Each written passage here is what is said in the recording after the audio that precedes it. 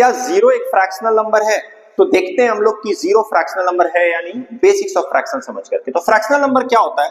Fractional number वो होता है जिसको हम लोग p बाई क्यू के फॉर्म में लिख सकते हैं, जहां पर p और q दोनों होल नंबर होता है और q जीरो नहीं होता। इसका बेसिक डेफिनेशन यही है। जैसे किसी से पूछोगे 5, 6, 7 में, तो वो लोग क्या बोलेंगे?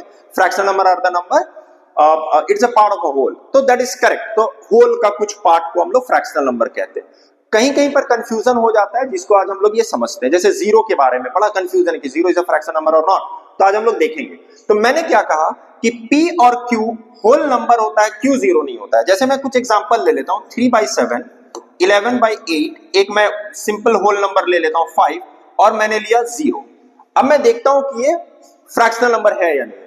p बाई क्यू के फॉर्म में डेफिनेशन देखो क्या कहता है, p बाई क्यू के फॉर्म में दोनों होल नंबर है तो फ्रैक्शनल नंबर है, q जीरो नहीं है। p बाई क्यू के फॉर्म में है डिनोमिनेटर जीरो नहीं है, fractional number. 5 can be written as 5/1, whole number के नीचे मैं 1 लिख सकता हूं। नाउ 5/1 p बाई क्यू के फॉर्म में होल नंबर q जीरो नहीं है, again a fractional number. Now what about zero? Zero can be written as 0/1, zero को हम लोग 0/1 लिख सकते हैं। अब इसका मतलब क्या हुआ?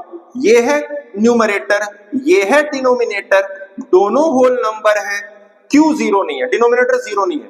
इसका मतलब zero is a fractional number.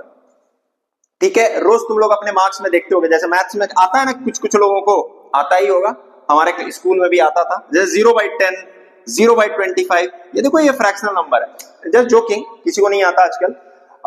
10 में 0 आया, out of 10 a person has got 0, तो इसको हम लोग लिख सकते हैं। या फिर मान लो एक पिज्जा आया घर में, उसका मैंने 10 स्लाइस किया हुआ है, 5 लोगों ने खा लिया, छठे को कुछ नहीं मिला, तो क्या हुआ उनको? वो उसके लिए फ्रैक्शन क्या हो जाएगा? 0 आउट ऑफ 10, करेक्ट है। उसी तरह 0 आउट ऑफ 25, तो ये हम लोग लिख सकते हैं। तो 0 इज अ फ्रैक्शनल नंबर। ठीक है, अब इसके बाद में एक इंपॉर्टेंट चीज और है कि हमेशा इसको हम लोग लोएस्ट टर्म में लिखते हैं। लोएस्ट टर्म का मतलब क्या होता है? जैसे मान लो 10/12 लिखा हुआ है, तो ये 10/12 ना लिखने के लिए हम लोग क्या लिखेंगे? 2 कॉमन फैक्टर है तो 5/6 लिखेंगे। तो मैंने HCF LCM वाले में को प्राइम का कॉन्सेप्ट बताया था, देखो कैसा इंटर रिलेटेड होता है। यहां पर भी 5/6 लिखेंगे हम लोग, और ये को प्राइम नंबर है। को प्राइम किसको कहते हैं? जिसके पास कोई भी कॉमन फैक्टर नहीं होता है, और उसी को हम लोग कहते हैं कि इट्स इन लोएस्ट टर्म। ठीक है, तो ये हम लोग नेक्स्ट क्लास में टाइप्स ऑफ फ्रैक्शंस करेंगे। और अगर मेरी वीडियो आप लोगों को अच्छी लगती है तो इससे जरूर शेयर कीजिए, ताकि मैक्सिमम लोगों तक पहुंच सके और मुझे भी और मोटिवेशन मिले और अच्छा वीडियो बना करके लाऊं। Thank you.